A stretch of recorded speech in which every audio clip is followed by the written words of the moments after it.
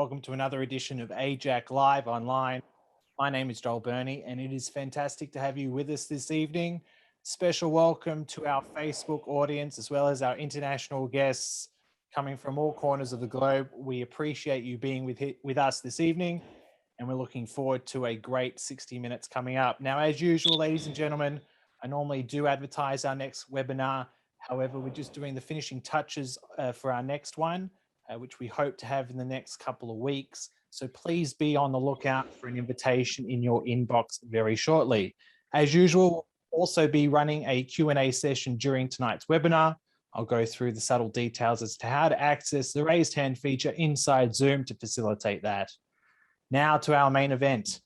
The Honourable Alexander Downer AC has had a long and distinguished career of public service. He served as an advisor to Liberal leaders Malcolm Fraser and Andrew Peacock. He was elected to the federal parliament at the 1984 federal election, winning the division of Mayo in South Australia.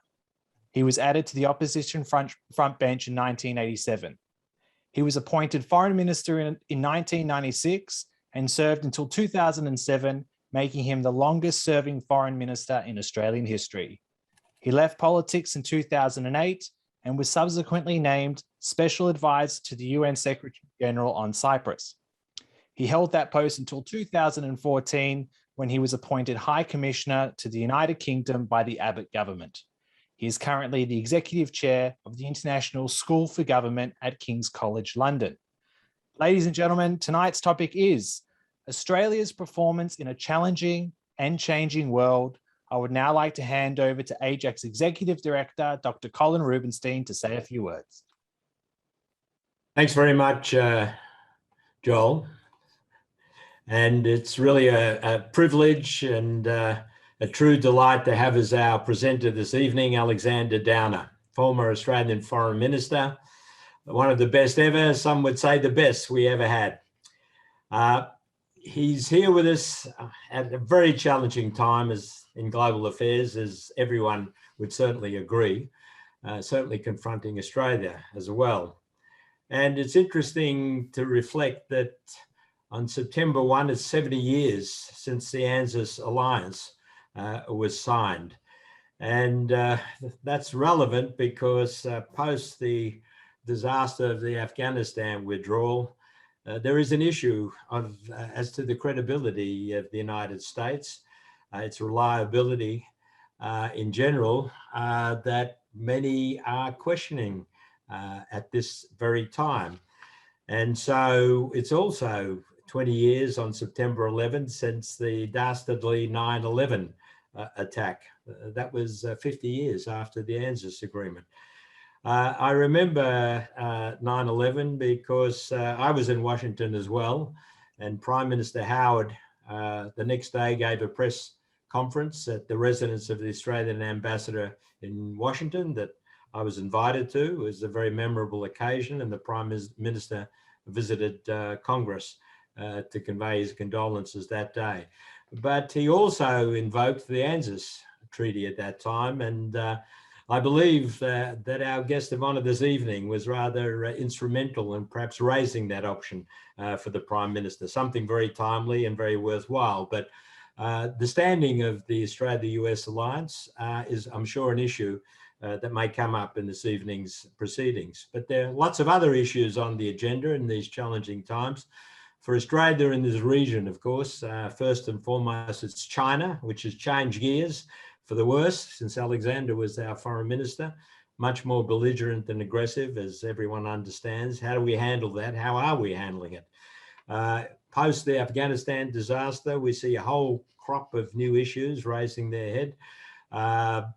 The future of India, in contrast to the behavior of Pakistan, certainly in relation to what we've seen in Afghanistan. The reaction of countries in our region, Indonesia on the one hand, Malaysia, for example, on the other.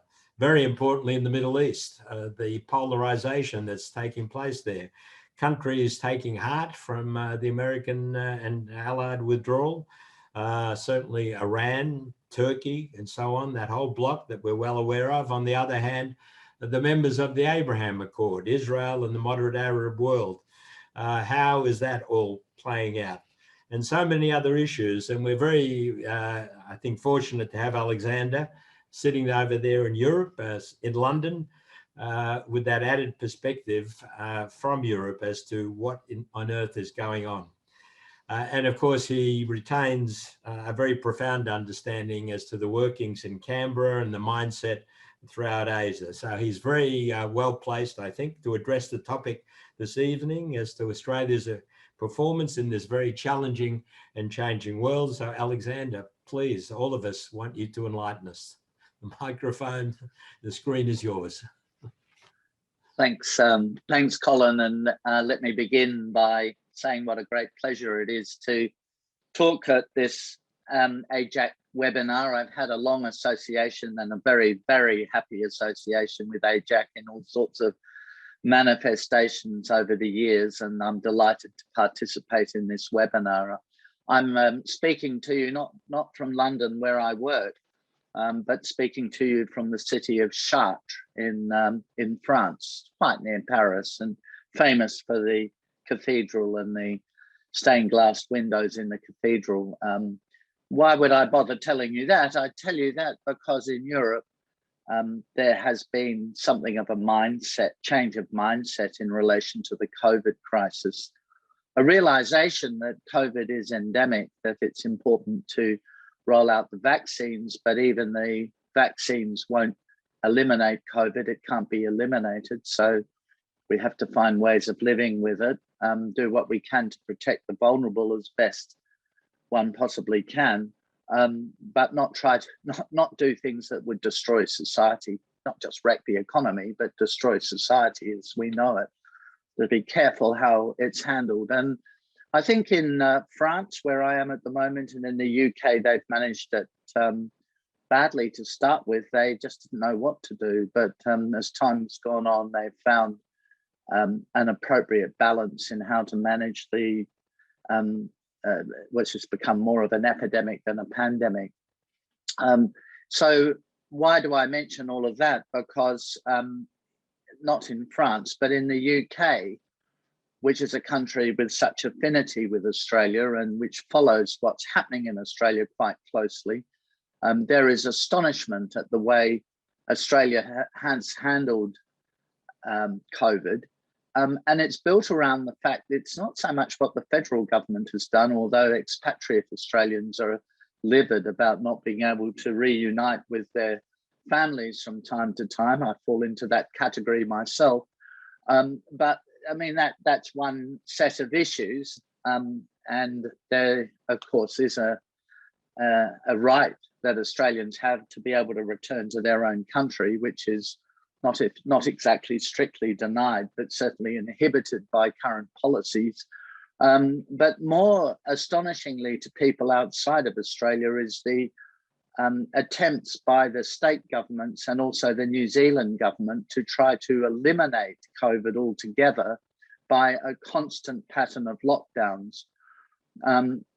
So for every country, COVID has imposed on them huge budgetary costs. And I must say, at one level, that does concern me. Of course, a lot of people say it's not about the economy, it's about people's health, and it doesn't matter what the economic consequences are. What worries me is that as these simply massive debts, and much bigger in other countries than in Australia, are being built up, they have to be funded. They're being funded substantially through quantitative easing by central banks. So there's a very substantial increase in money supply. But, you know, when economies have been deliberately plunged into recession in order to try to contain COVID, that increase in money supply is not going to be a significant problem. But as economies recover, the real concern is going to be the impact that might have on inflation. And of course, people are doing okay and governments are doing okay at the moment because interest rates are at record lows. But if inflationary expectations creep back in, and I mean, I think that's likely to happen not immediately, but in the next 2 or so years, then those interest rates will go up, and the increase in interest rates is going to have a very deleterious effect on people's living standards. and on and the financial system, and place a lot of strain on the financial system. The first sort of set of issues that I'm worried about for Australia, as I am more broadly around the world, is the impact of COVID, not in the short term. And I'm very sorry about those who have lost loved ones as a result of COVID. I mean, that is in and of itself a huge problem. But in the medium term, I'm very worried about the economic impact and the implications for the stability of the global financial system from the huge increases in expenditure, government expenditure, which in turn are likely to place pressure on prices. As prices rise, interest rates rise. As interest rates rise, then all of that debt, and of course very substantial private debt, which has driven significant growth in the housing market in most countries, that's going to come home to roost. So I start off by being a bit, I've got only negative messages for you tonight, actually, but being a bit negative about that.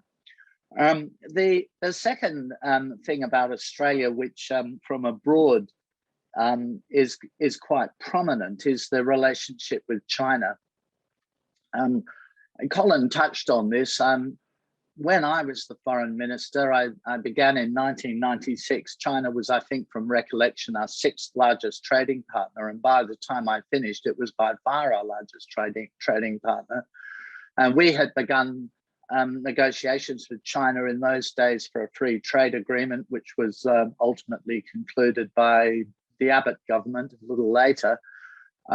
We developed a whole raft of different links with China. And why did we do that? Because we could see that China was a rising power, and we could see that if we worked with China and built a collaborative relationship with them, it would be possible for us to just in a very nuts and bolts way to benefit from that, which we obviously hugely have done. It would ensure that China was, not just through dealing with Australia, of course, but through its dealings with many countries, integrated into the international system. So what do I mean by that? I mean that I've always thought that a policy of containment of China, whatever you think about their political system, and as you can imagine, as a Liberal Democrat myself, I don't think much of that. But whatever you think about their political system, containment of China would be unproductive, confrontational, and wouldn't change anything within China. To cut a long story short, things have substantially changed. And what has changed is not the behaviour of the Australian government, which has pursued a continual policy of engagement with China. But what has changed is China. And the rise of Xi Jinping, the very strident nationalism of Xi Jinping, the bellicose rhetoric of the foreign ministry, the continual transgression of international law in the South China Sea and to some extent in the East China Sea, the treatment of the Uyghur people, the abandonment of, in effect, the abandonment of the agreement on Hong Kong that China made with the UK at the time, or the lead up to the handover in 1997. These have all been sharp changes in China's approach by Xi Jinping. There were elements of all of this before he came to power, became the president of China. But since he's been there, he's become a great deal more assertive and aggressive and confrontational with the outside world. Has Australia done anything wrong? No, Australia hasn't. Australia quite rightly made it clear that it didn't want China to be interfering in the internal political affairs of Australia, and there were elements where that was happening. Australia obviously wants to protect critical national infrastructure, just as, by the way, China protects its critical national infrastructure from foreign interference. And, you know, we are, particularly within government, are very aware of how the Chinese state can interfere with our could interfere with our critical national infrastructure if it chose to do so. We know a good deal about its technological capabilities. And Australia was quite right to say that given the huge impact of COVID, and I started this talk by discussing the issue of COVID, given the huge impact of COVID, millions of people have died, well, they might not have died just because of COVID, but died with COVID, and economies very substantially disrupted. It would be the international community would be derelict in its duty if it didn't try to find out how this had all happened. Australia was one of the first, if not the first countries to say that should be done. And the Chinese leadership have obviously decided that they would try to set an example by punishing Australia with a series of economic sanctions. And why would they choose Australia? They choose Australia because it's a regional country, because it's a significant country, but given its level of economic integration with China, they obviously took the view that it was possible to bully Australia back into a more compliant sort of position. Now, I just don't think Australia can afford to do that. Australia just needs to stick with its principles, stick with its policies, and make it perfectly clear to China that it doesn't believe in a policy of containment. It believes in working with China and collaborating with China, but it's not going to be made into a client state of China. It has all sorts of other relationships, and subjugating Australia is not going to work.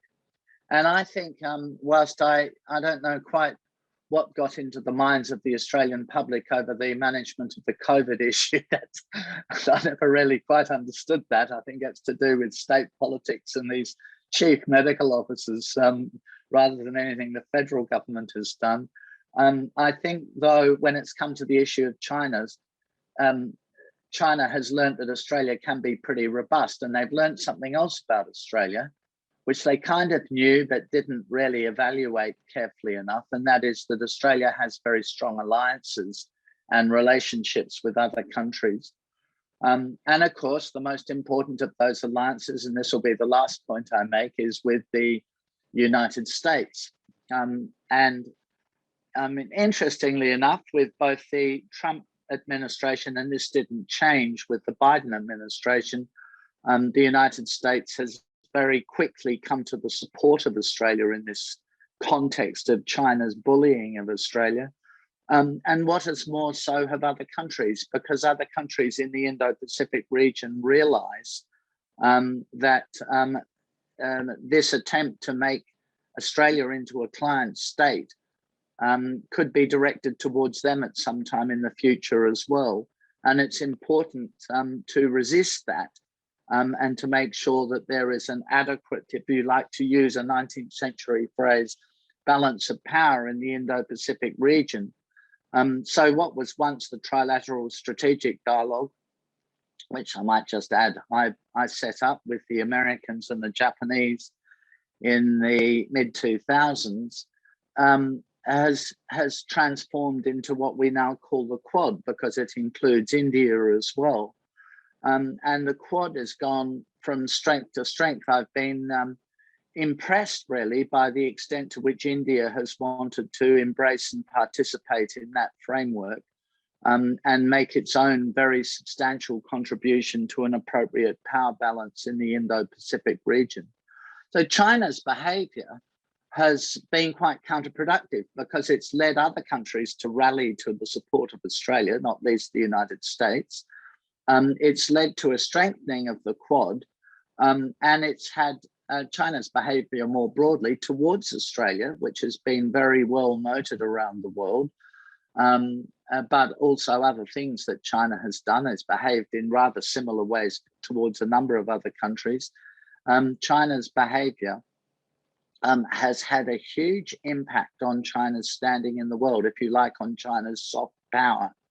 And I place a lot of emphasis in diplomacy on soft power. So China has taken a very substantial hit. So my last point about the Americans, it's 70 years since the ANZUS alliance, Percy Spender, Robert Menzies, persuaded the Truman administration to sign up to what we now call ANZUS, although we've lost New Zealand on the way through. It served us very well in all sorts of different ways, which you're familiar with. Of course, it's not just about the defense of Australia. It's about the intelligence sharing with the Americans, which if you've been the foreign minister, you'll know is an incredibly valuable force multiplier, diplomatic force multiplier for Australia. It's incredibly valuable, not to be underestimated. The technological advantages we have from working in with the American military. And here is a point that I often make, but I don't see made very often by commentators. The enhanced status Australia has in the Indo-Pacific region for being such a close ally of the great superpower itself. I thought during the time of the Clinton, to some extent, and we had, I think, something like 4.5 years of the Clinton administration when we were in government, and then the rest of the time with the Bush administration. Our neighbours, our colleagues in the Indo-Pacific region were very struck by the access Australia had in Washington and the influence Australia was able to exercise in Washington. And I've always said this, by the way, if you're the foreign minister of Australia, don't underestimate the influence you can have in Washington, particularly on Indo-Pacific matters. You're actually not going to have much influence. We're not going to have any influence in relation to Russia and those transatlantic issues. They're going to look much more to countries like the UK, France, and Germany. And the Middle East, we are have very marginal influence in the Middle East, I'm sorry to say. But in the Indo-Pacific region, in my experience, Australia had a lot of influence. We got the Bush administration to take Indonesia a great deal more seriously. We got President Bush to visit Indonesia, encouraged him to befriend the then president of Indonesia, Susilo Bambang Yudhoyono. And we had, I think, quite a lot of influence in those days on American policy towards China as well. Though less so than we did on American policy in Southeast Asia. But on Southeast Asia, the Bush administration would simply ask us what we thought they should do, and what did we think about different people in the different governments of the region, how did we evaluate them.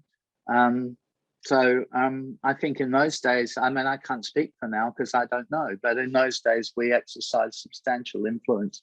And so all of this comes out of the ANZUS alliance and all that underpins that, an alliance of interests, which gradually became an alliance of values. And what about now? What about now?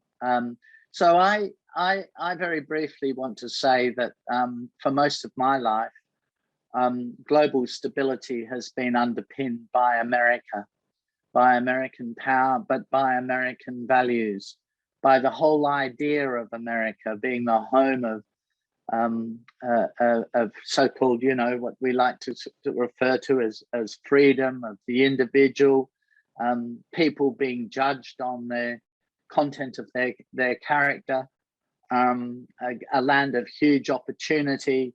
There are all sorts of things that all of us, when I was a youngster, we just loved about America. And it was so much, to use that well-worn phrase, the light on the hill, so much a beacon for so many people around the world. And I just think that's changed. And I think what's changed is the internal dynamics of America. It's become more divided than I've ever seen it before. The partisanship in America, I mean, I know Australia is a bit gross when it comes to partisanship. You don't get in the UK quite the intensity of partisanship that you get in Australia, but nevertheless, It has its limits in Australia. In America, it seems to be reaching a point where it doesn't have many limits at all. It has some, but it doesn't have many limits at all. And the sort of evolution of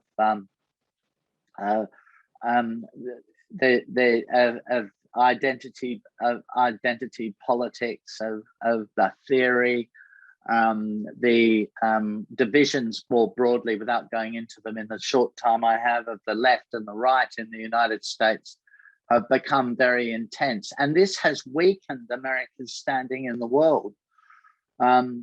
People,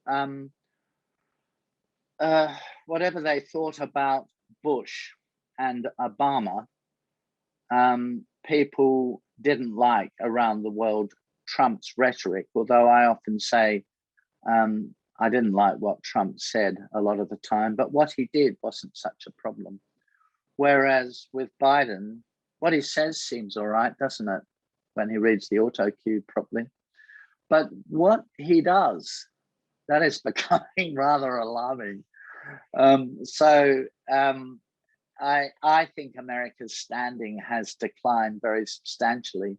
And the way they have left Afghanistan, some of you will disagree with me about this. Well, some of you will disagree with me about much of what I've said, I guess, but some of you will disagree with me about this. I think it has been absolutely astonishing.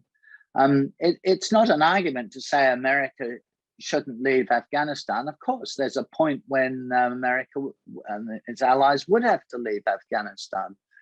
The question is, on what terms are you going to leave, and how are you going to leave? Nobody is suggesting the United States should have remained in Afghanistan indefinitely. And the genius of a great administration would be to work their way out of these places and leave behind at least an element, if not complete, nobody has any illusions about that, but an element of stability. And the thing is that what the Americans have done is just cut and run according to a political timetable, with all the shocking consequences there have been. Now, I mean, Vietnam was different actually, because the Nixon administration had negotiated a treaty, an agreement with the North Vietnamese, which, as you'll appreciate, the Congress decided not to fund any longer the Army of the Republic of Vietnam, as it was called, the South Vietnamese military. And so the South Vietnamese military were overwhelmed by the North Vietnamese, and the rest is history. But the Americans did negotiate an agreement which was abrogated. In this particular case, the Trump and the Biden administration had a pretty shoddy agreement with the Taliban, whereas the agreement they should have had with the Taliban was a power sharing agreement, and made it clear that that was a condition on which they would withdraw from Afghanistan. So it would be, to use that Disraelian phrase, peace with honor. But they just cut and run. And there are all sorts of mechanical problems with that, about people being left behind and getting permission of the Taliban and so on. I'm not sure what people think about it. But this is a huge victory. This is a huge victory for jihadists around the world. And so I think America's standing in the world had already taken a pummeling. And I think this makes allies wonder. It just makes them wonder. It's not so dramatic as to say we can't count on America anymore, but it just what makes them wonder, how much willpower does America have to lead anymore in this world? Or is the internal politics so divisive and so divided? And is the country so consumed with culture wars and identity politics and salami slicing its society up into different sort of racial, sexual, ethnic groups? Is it all sort of fragmenting, if you like, as a country, that it no longer has the inspiration of its original founding ideals? And since it doesn't any longer consolidate around the ideals of America, it makes it difficult to go out into the world and say, we stand for these things, we believe in these things are good and true, and we as a global community need to work together. So, I mean, I should, since this is AIJAC, just very briefly say in relation to the Middle East, I mean, it raises real questions for Israel. I mean, what is the Biden administration thinking it's going to get out of a negotiation with Iran, with a new hardline president? I mean, some guarantee from these regimes that, a guarantee from a regime like that, oh, they'll never go down the nuclear path. Let's abandon all of our sanctions and allow billions and billions of dollars to be accessible to a regime which is trying to project its power throughout the Middle East in a very hostile sort of a way. Hostile, of course, to Israel, but hostile also to the Sunni Arab states, led in particular by Saudi Arabia, countries which have traditionally been allies of ours and supporters of, they may not share our way of life, but they've certainly been supporters of ours.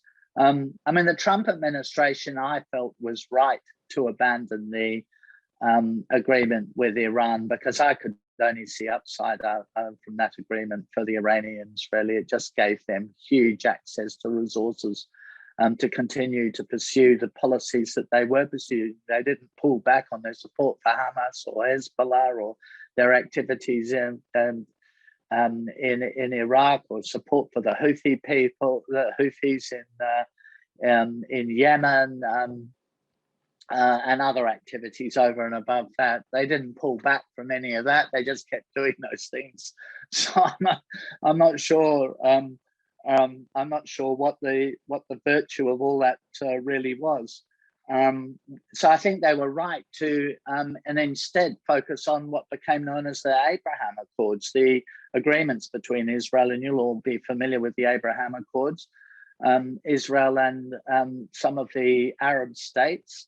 It was a huge change to the political balance of power in the Middle East. Good for those countries like the UAE, but Bahrain and so on, but good for Israel too. And good for the West, good for the United States. But I just don't think the Biden administration looks at those issues through that lens. They probably, being very partisan, think the Abraham Accords have something to do with Trump and the Republicans. So let's not talk about, I don't even call them the Abraham Accords, actually, for that deliberate reason. And let's see if we can make an agreement with Iran again. I mean, anyway, I find it dispiriting, really. I find the I go back to Afghanistan, and what does that mean for the Indo-Pacific region, thinking of it very specifically from Australia's point of view. What are they thinking in Beijing? What I'd love to do in Beijing is see the fall of Taiwan. That's what they'd really love. And I wonder whether they're thinking to themselves, yeah, I don't know about those Americans. They always cut and run in the end. They may not be so keen to support Taiwan. I don't know that. And obviously, I'm thinking that in the end, the Americans are likely to prove reliable enough to uphold the balance of power in the Indo-Pacific region. And we have to hope they do. But we also need to have active diplomacy, not just passive diplomacy, not just being mates with people and, sending them nice text messages and things, whatever we do.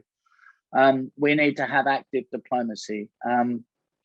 We negotiated, which you almost never see it referred to, actually, the Lombok Treaty with the Indonesians, the security treaty with the Indonesians. If anybody chooses to look at it, you'll see it's a very comprehensive treaty, tying our two countries' security quite closely together. And we always thought that whilst it was important to uphold the US alliance, and we did that in all sorts of ways in Iraq and Afghanistan, so we made our contribution to consolidating the alliance. We also knew we had to do things on our own. And so we do in the future. We have to keep consolidating those relations with the ASEAN countries. We have the 5-power defense arrangements with Singapore and Malaysia, also with New Zealand and the UK. I wonder if we can't make more of those 5-power defense arrangements, particularly as the UK is now leaning towards or tilting towards the Indo-Pacific, as they like to say. So there are all sorts of issues that arise from there. So Colin, I think I've spoken for quite long enough. I think my instructions told me I could talk for 30 minutes. I, of course, could talk for many hours about all of these sorts of things. But I'm very happy to deal with any issues at all that people want to raise with me. Thank you very much for that, Alexander. Now, ladies and gentlemen, you will see the reactions button at the bottom of your Zoom screen. You can hit that reactions button and use the raise hand feature inside Zoom that will provide me with a silent notification of your intention to ask a question. And to kick us off, as usual, I'll now hand over to AIJAC's Dr. Svi Fleischer. Thank you, Joel. Thank you, Dr. Alexander. I think it was a very enlightening presentation. You've painted a very troubling sort of picture of a U.S. crisis of credibility and trust around the world, some of which is based on internal issues in the U.S., which we can't do much about. But if you were advising the U.S. government, what policies or initiatives or things can the U.S. be doing to, given how important you stressed it is, to regain some of that credibility, some of that leadership that is as you put, waning at this point, and people are losing trust in it? Is there something that Washington could be doing, assuming that the internal problems in the U.S. don't interfere? Yeah, I think that's a great question, and I think if I think the Australian government can do this. I think it metaphorically speaking, hit the phones to Anthony Blinken or Jay Sullivan, or even well, I'm not sure about President Biden himself, and make this suggestion. I would say to the Americans, let's be honest about this. Let's just be honest. This Afghanistan fiasco has done huge damage, not just to America's standing, but to the standing of the Western alliance in the world. Huge damage. And has undermined confidence in the power of the Western alliance. It's led other countries to think that power is now shifting, draining away from the West and shifting to China and Russia maybe. Over here in Europe, people think about Russia a lot. Turkey, countries like that, away from the West. So what would I do if I were the President of the United States? What I'd do in the Australian government, I would say to the Americans, you need to corral the Western democracy, the democracies, not just Western, the democracies together. And so I'm very attracted to this idea of the D10, as it's sometimes called. I don't know that 10 is exactly the right number. So there's the kernel of that in Boris Johnson inviting to the G7 summit recently in Cornwall. The G7, of course, plus 3 key democracies, being Australia, South Korea, and India. I think what the president should do is build on that. So find another forum where he can get all of the leaders of those countries together, probably doing it the way we're doing this, virtually, but find a forum where he can get all of those leaders together and sort of reactivate a concept which all those years ago in the 1940s was called the Atlantic Charter. Of course, that was between Churchill and Roosevelt. But we need a new, if you like, democratic charter that the major countries, major democracies of the world would all participate in and sign up to, if you could use that expression, where they would send out a message to the world that, look, what happened in Afghanistan happened in particular circumstances, but the Western, and this of course includes Australia and India and Japan, actually the Republic of Korea, South Korea, sometimes you call Western, that's not, of course, they're not really Western. The liberal democratic powers of the world are coming closer together in terms of cooperation, collaboration, and joint planning on global issues, not going further apart. So, you know, there's ANZUS, there's the American agreements, treaties with Japan, security treaties with Japan and South Korea. They have kind of agreements, some of you will know, with the Philippines and Thailand as well. There is NATO, which is the sort of heart of the Western alliance. Drawing these relationships together, not necessarily in one new treaty. I just think to do that would be terribly complicated, but to draw these nations together and to reassert, if you like, the determination of liberal democracies to work together for the values we believe in, not just the values, but the rules-based international order. I think that is an absolute sine qua non for the Biden administration. I think they absolutely need to do that. And I think the Australian government should be, I mean, you know, not doing it publicly, but sitting down quietly and lobbying for this. You know, Australia can do it through a whole lot of different networks that it has. You include Indonesia, by the way, in this group as well. But they, being one of the founders of the non-aligned movement, might be a bit reluctant, even though India falls into the same category. You might be able to do that, but in any case, I think this is a doable proposition, and that's what I'd do. Thank you, Alexander. I'll now hand over to Elaine Black for the next question. Unmute. Oh, good evening. Thank you for an incredible talk so far. I wanted to know, Mr. Downer, what are your thoughts on the failed state of Lebanon having such hatred towards Israel that they have convicted in absentia a revered Lebanese doctor, Jamil Rifi, in Sydney, to 10 years imprisonment for working with a Jewish charity that brings Palestinians from Lebanon into Israel for medical treatment and training. I guess you're aware of that situation. It's pretty hot.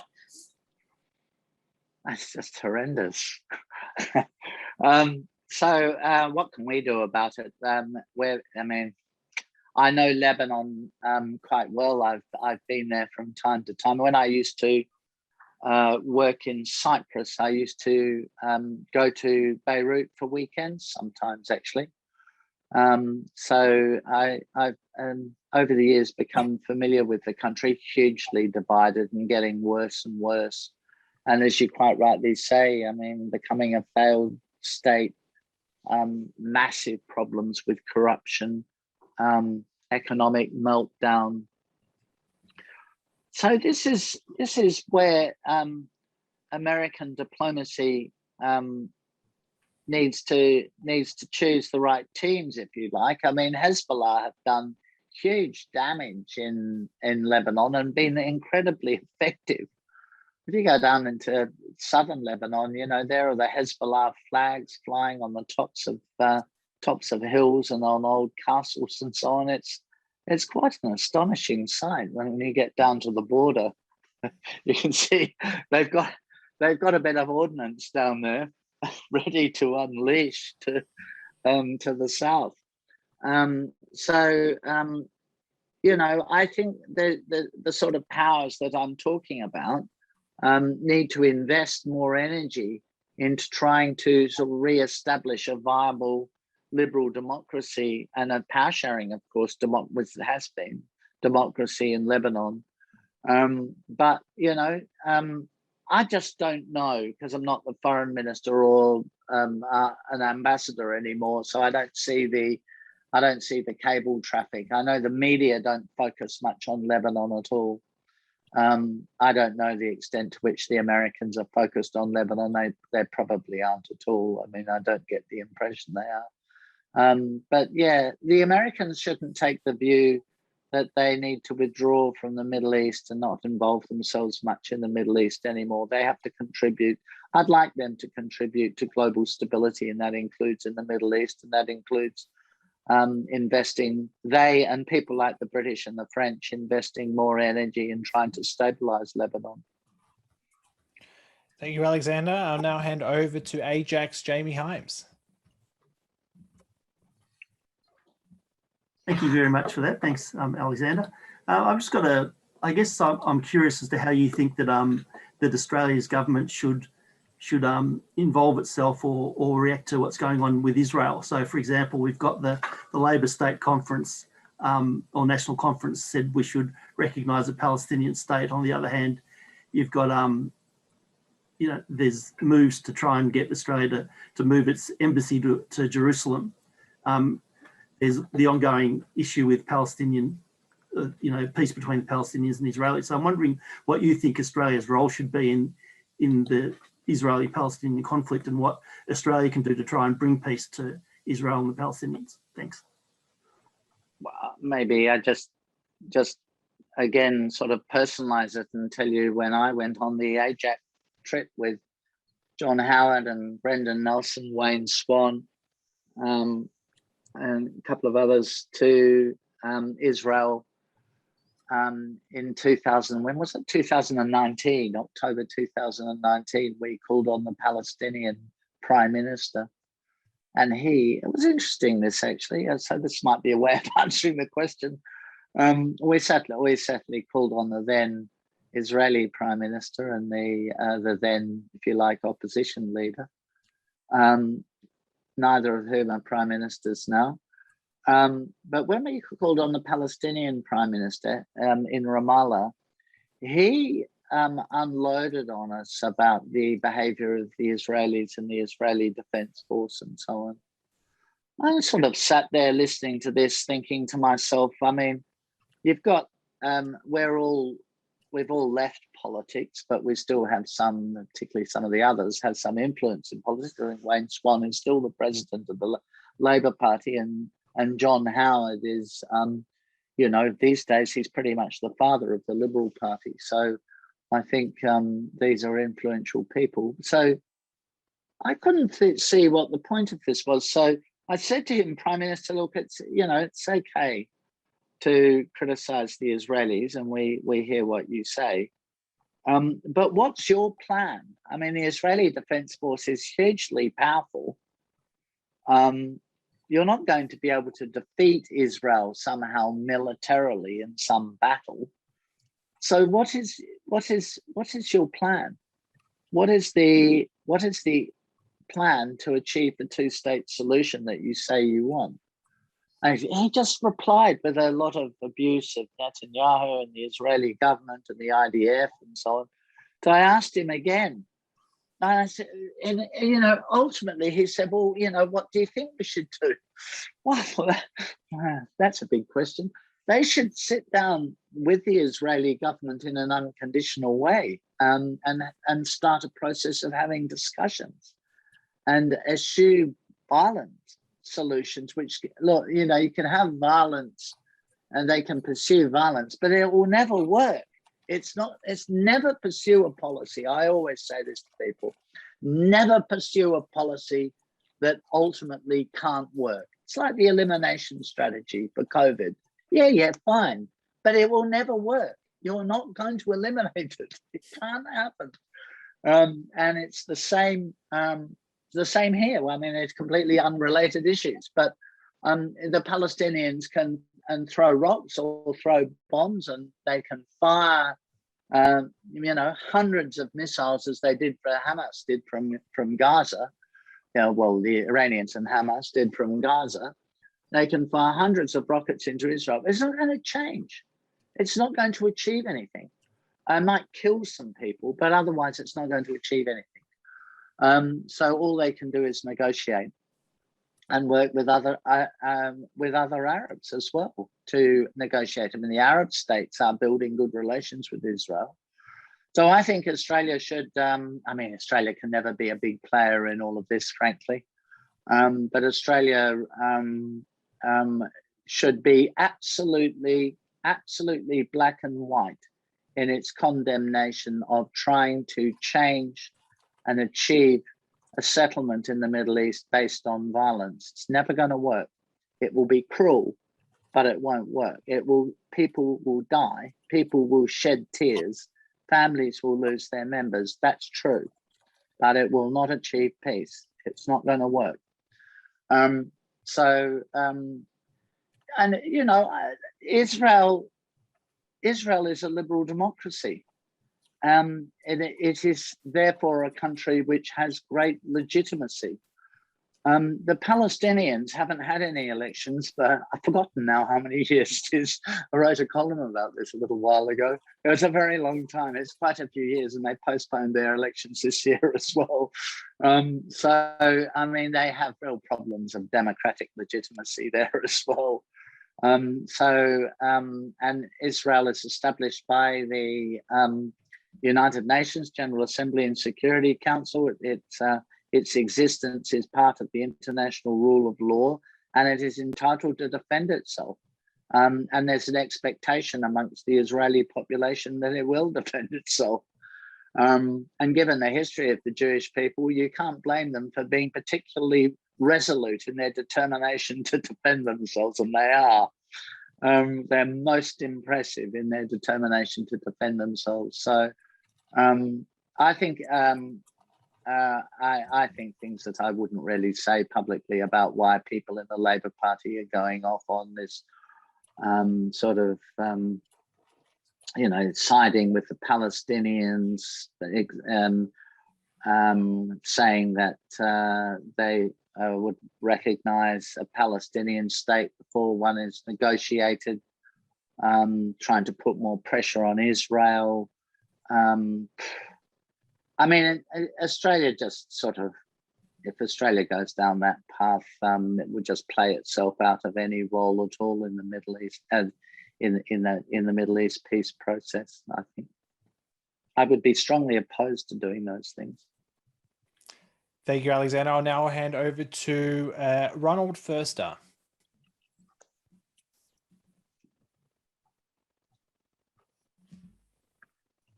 We'll just unmute you there, Ronald. Stand by.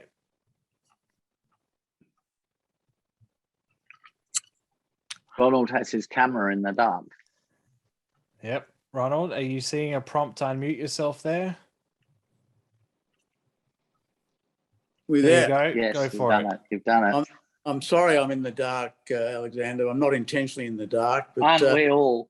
aren't we all? But we all are trying to learn, and thank you very much for your wonderful explanations today. I guess my question is really about leadership as to where the world is going, particularly under Biden.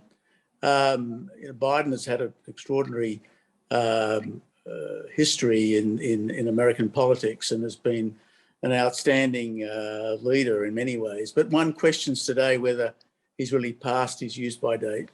I see a wry smile there. I mean, you did refer to this, but this is sort of, you know, Chatham House rules.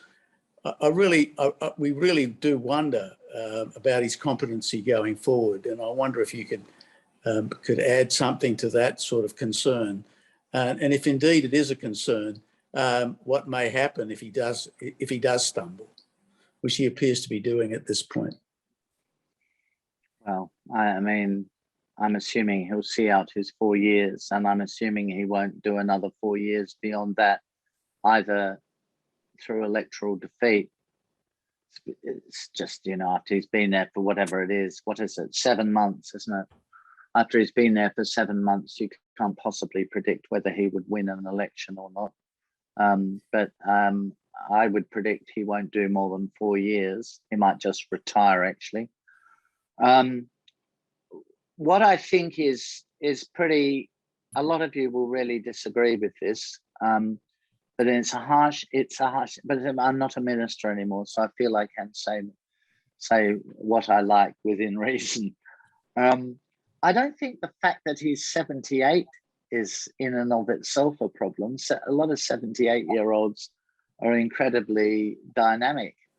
I think he does come across as very hesitant and very unsure of himself. loses his train when he's talking spontaneously, and otherwise just reads from an auto cue. So those little things, the media, I'll come back to the media because the media is a big part of this story. The media don't comment on very much, but punters watching President Biden on TV will all be thinking this, stumbles across his words even when he's reading from an auto cue, and it's the loss of train of thought. He starts talking about something and then he'll start talking about something else, or seems a bit lost, you know. It's not encouraging. It's not encouraging. I mean, it doesn't make you feel this guy's got a grip on everything and he's in total command. Whereas before him, there was a president who was a bit ranty, I thought, and then sort of slightly alarming. And I'll never forget watching Trump's first press conference after he won the election, but before his inauguration.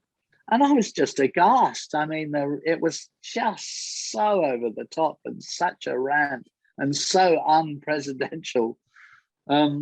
So here is the problem, I think, that you had Trump, who, I've always said this of Trump, it wasn't so much his policies. I mean, there might be some details here, which I didn't like, but it wasn't so much his policies that I thought was so bad. It was his behavior, which was so unpresidential and so bad. And anyway, the media in the United States, this goes to the very heart of what's happening there, has become incredibly partisan. And most of it, not all of it, but most of it is partisan to the left and has become more left-wing over the last, decade, I suppose, or so. I'm not sure the starting point of that is prior to Obama, really. The media has become more left and more intensely partisan. So the exceptions, there's the New York Post, there's Fox News, of course, which people are always quoting. But other than that, it's pretty much left. So when it came to Trump, they, first of all, the general tone of the American media was that his election wasn't really legitimate. Comparable with what Trump said when Biden was elected, by the way. And then they hammered Trump and hammered him for 4 solid years, never relenting. And all they wanted was anyone but Trump. They wanted the Democrat to win. So that meant in the Democratic primaries, they wanted the candidate who had the best chance of winning to win the primaries. And that, in the end was the more moderate Biden. And then when it came to the general election, they wanted Biden to win.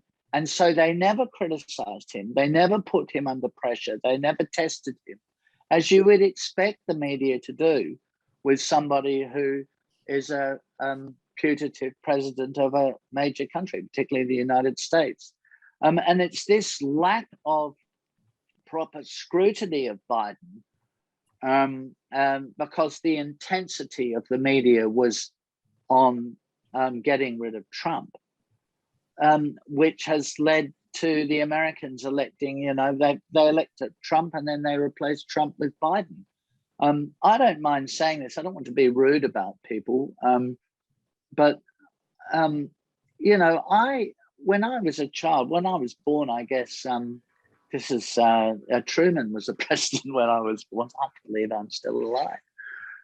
Truman was the president, then Eisenhower, Kennedy, and so on. You had great figures as presidents of the United States. I mean, they were inspiring figures. No one in my book more so than Reagan. And then you end up with Trump and Biden. I mean, the thing about those people is that they don't cut it with the world. And the world doesn't look at Trump and Biden for leadership. And so you do have a problem, I think, with global leadership. I mean, the real leaders are people who don't share our values or our interests, like Xi Jinping and Vladimir Putin.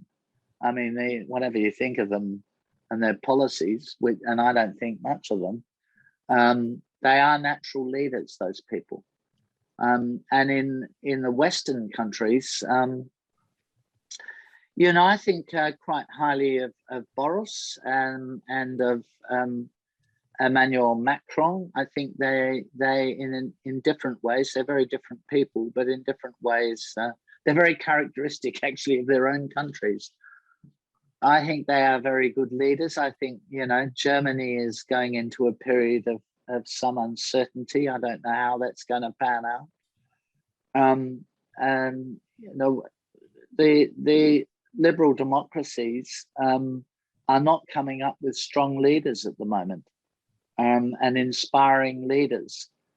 And you always look to America first and foremost. So I think, I'm sorry, I mean, a lot of you just thought it was just great that Joe Biden was elected and what a great guy he was and things. I mean, I dealt with the, you know, nearly 12 years as the foreign minister, and my only contact with Joe Biden in that period was when he was the chairman of the Senate Foreign Relations Committee. He seemed to be too interested in Australia, I'd have to say. It's always a negative for me as an Australian. But you know, he didn't strike me as being a great genius. He was not a pleasant guy. Yeah, very pleasant, nice, friendly sort of a guy, but not anything special. I think that's what you've ended up with. And you know, it's not that he's 78; it's that he seems very old. Thank you, Alexander. Now we have hit the 60-minute mark. We do have enough time for one more question before I hand over to Jeremy Jones to sum up. So I'll now hand over to AIJAC's New South Wales Chairman, Paul Rubenstein. Thank you, Joel. Thanks, Alexander. Just being blunt, I mean, should Israel be fearful that the US will cut and run? How fearful should it be? I mean, I don't know how. I mean, I saw that Bennett was over in Washington the other day and last week, and I don't know how those talks went. He said he was going to rebuild the relationship since the relationship with Netanyahu was so poor. But of course, you know, what undermined the relationship with Netanyahu, it's a two-sided thing. This was, I mean, more than anything, the Iran deal. And I noticed in the joint press conference between Biden and Bennett that neither of them, I think I'm right in saying neither of them talked about the Iran deal. So they decided, or the prospect of an Iran deal. So maybe the Americans are, with the election of a new president in Iran, going light on that. I don't think I think ultimately the politics of America are such that the Americans are going to hang in there with Israel. I don't think the Israelis should fear the Americans will abandon them.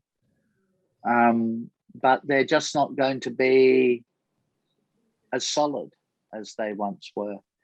And I think we've seen that for you know, we saw that with Obama, the Cairo speech, the Iran deal. I mean, some of you will be big supporters of the Iran deal, I know, but I personally am not. I don't think it's good. And I think particularly now with a new hardline president of Iran, I mean, what are they thinking over there in Washington? What are they trying to achieve here? That Iran would never build a nuclear weapon? There are reasons why Iran wouldn't build a nuclear weapon, but an Iran deal is not going to be the reason. So I think for the Israelis, they can be fairly sure that in extremis, the Americans will be okay. But you can see from the fact that, I don't know if this report is correct, that under Netanyahu, because of these Iran negotiations, I mean, I can understand the way, Netanyahu decided that Mossad wouldn't share all of their intelligence with the Americans. Well, you can imagine that.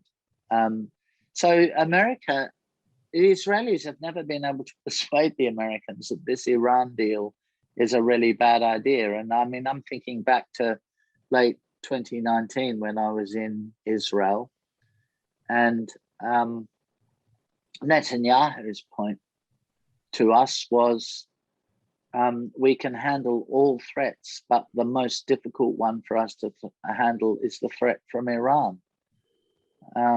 So, you know, I'm not entirely confident that they're going to be able to persuade Biden to call off the negotiations with the Iranians. But on the other hand, I'm not 100% sure that the Biden administration will be able to make a viable agreement with them. Thank you, Alexander. Now it is my pleasure to hand over to AIJAC's Jeremy Jones for tonight's final question. Thank you very much, Alexander. It's been fascinating tonight. I remember 20 years ago today, I was in Durban at the United Nations World Conference Against Racism.